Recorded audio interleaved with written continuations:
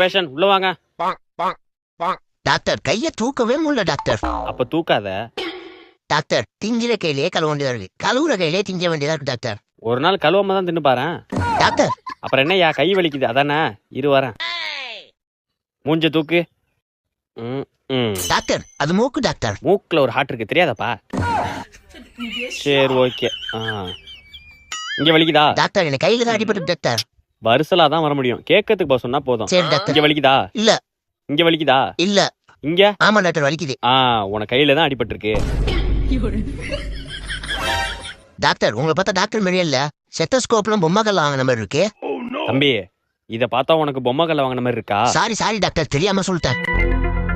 தீமிதி திருவிழால வாங்கின. இல்ல உங்களை டாக்டர் நம்ப முடியல, மருந்து எழுதி கொடுங்க அப்ப நம்புறேன்.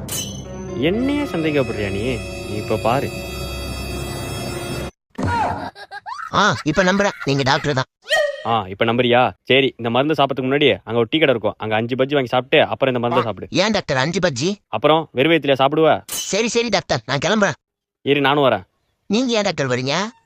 நான் தான்டா பஜ்ஜி போடணும், வா போலாம்.